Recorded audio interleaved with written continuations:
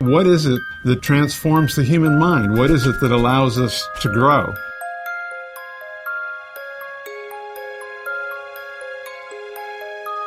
The simple process itself was looked at by my mentor nearly 100 years ago, and he used an interesting metaphor.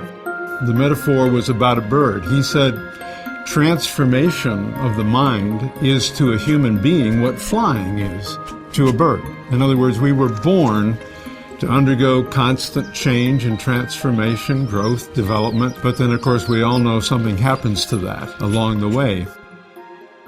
By and large, most people have problems with really being authentic in relationships. Many people spend their time interacting with people in order to be accepted, gain approval, get applause.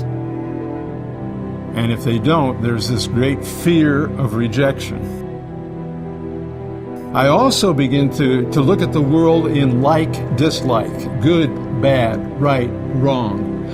And so I'm listening for those cues, and I'm trying to avoid ever being threatened by potential rejection. And so like a bird, I end up in a cage. And a lot of birds, after they beat their wings against a cage long enough, begin to stop trying.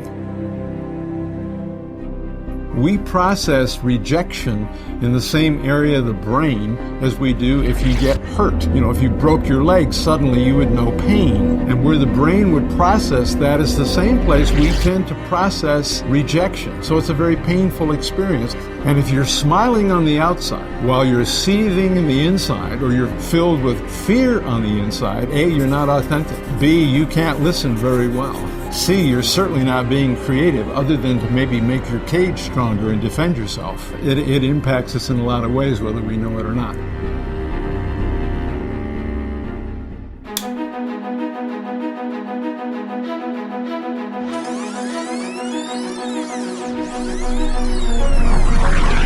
If you encounter a person who's relatively calm, it has a calming effect because of the mirror cells in the brain.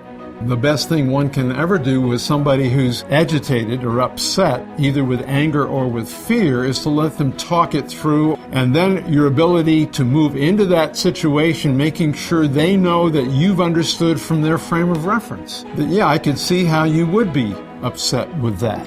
You're not an idiot because you're upset right now because of what happened. You've been through 6 people, all of which that have bounced you around and giving you no satisfaction whatsoever. I can see the frustration of all that. The time to practice trying to do that is not when you're in the middle of an irate conversation where you've already been hooked and you're already reacting. The key is to practice it at times when you're not there and to understand what it is that's your triggers. What are my buttons? What is it that people do or say that I find suddenly I want to straighten it out, or I want to get out of this situation?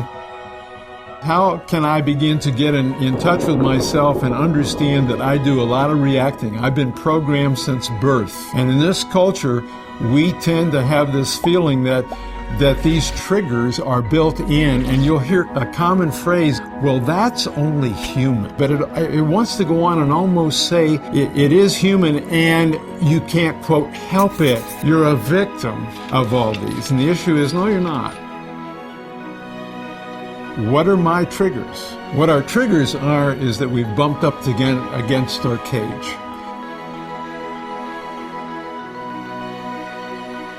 And the more I work on those triggers and understand what they are, what you'll discover is, as you become aware of them, you then begin to become aware as soon as the button is pushed.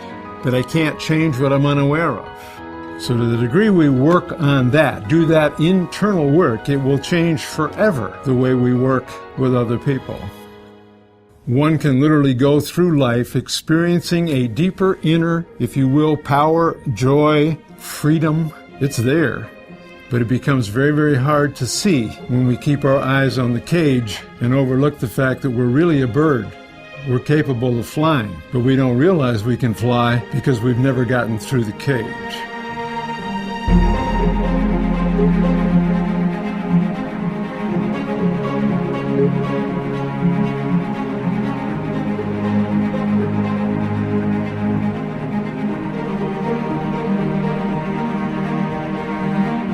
you.